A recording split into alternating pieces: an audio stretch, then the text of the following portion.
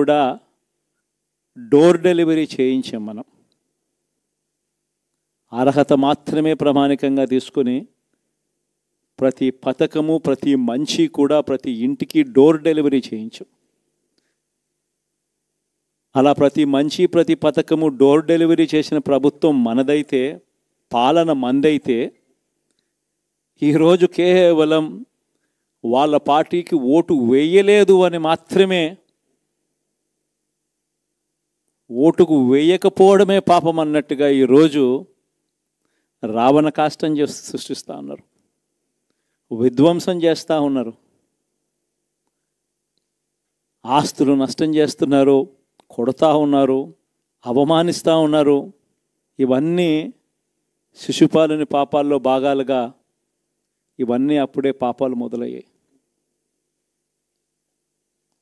ఒకవైపున మనమేమో మనకు ఓటు వేయకపోయినా కానీ ఏ రోజు కూడా డిస్క్రిమినేషన్ చూడలేదు.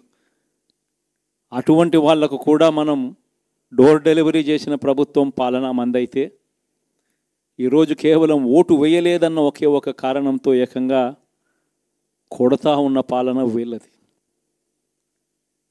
ఈ పాపం ఊరికే పోదు. రెండవ పాపం చంద్రబాబుది కూడా అప్పుడే పండింది. బహుశా కేంద్రం ఈ రకమైన కేంద్రంలో ఈ రకమైన పరిస్థితులు బహుశా ఎప్పుడు ఉండిండవేమో. ఈ రకంగా కేంద్రంలో 240 ఎంపీలు మాత్రమే వచ్చిన పరిస్థితులు, రాష్ట్రంలో ఏకంగా వీళ్ళకు కూడా ఈ మాదిరిగా మంచి నెంబర్లు వచ్చిన పరిస్థితులు, ఎన్డీఏలో మళ్ళీ చక్రం తిప్పుతా ఉన్న పరిస్థితులు. ఇలాంటి పరిస్థితుల్లో కూడా ప్రత్యేక హోదాను అడక్కపోవడం చంద్రబాబు చేసిన మరో పాపానికి కూడా మరో నాంది. ఇలాంటి పరిస్థితుల్లో కూడా ప్రత్యేక హోదా మనం అడిగి తెచ్చుకోలేకపోతే రాష్ట్రంలో ఏ ఒక్క యువకుడు కూడా క్షమించడు చంద్రబాబు నాయుడు. మనం కొంచెం ఈ పాపాలు పండేదాకా మనం గట్టిగా దీన్ని నిలబడగలిగితే, ముందుకు తీసుకొని పోగలిగితే ఈ పోరాటాన్ని ఆటోమేటిక్గా శిశుపాలుని 100 పాపాలు ఫాస్ట్గా ఎరోడ్ అయిపోతాయి. అంటే ప్రతి ఒక్కరూ ఈ విషయాలన్నీ గుర్తుపెట్టుకోమని కోరుతాం. ఎన్ని బహుశా నేను చెప్పేటివన్నీ కూడా మీ అందరికీ కూడా తెలియనేటివి కాదు. కేవలం నేను మీ అందరికీ గుర్తు మాత్రమే చేస్తా ఉన్నా.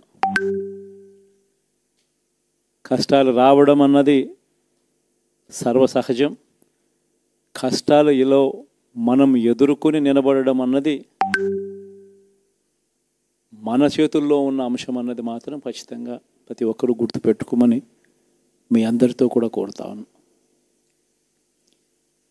శాసనసభలో, చట్టసభలో మీ సభే అన్నిటికన్నా ముఖ్యమైన సభ అవుతుంది. ఓటు వేయలేదు అన్న ఒకే ఒక కారణంతో మనుషుల్నే కొడతా ఉన్న పరిస్థితుల్లో, మనుషుల్నే అవమానిస్తూ ఉన్న పరిస్థితుల్లో, మనుషుల్నే బలవంతంగా ఆస్తి నష్టం చేస్తూ ఉన్న పరిస్థితుల్లో ఇక ప్రతిపక్షం ఉన్నది ఒకటే ఒక పార్టీ, ఆ పార్టీకి అవకాశం ఇవ్వాలా అన్న కనీస నైతిక విలువలు వాళ్ళు పాటిస్తారన్న నమ్మకం నాకైతే లేదు.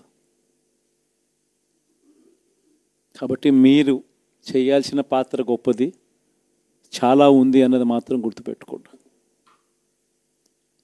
రాబోయే రోజుల్లో యాక్టివిటీ లెవెల్స్ అనేది ఆటోమేటిక్లీ పెరుగుతాయి.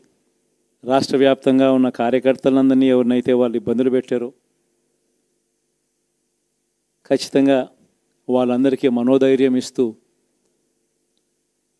వాళ్ళ గ్రామాలకు వెళ్ళి వాళ్ళకు తోడుగా ఉండే కార్యక్రమాలు చేసే కార్యక్రమాలు జరుగుతాయి.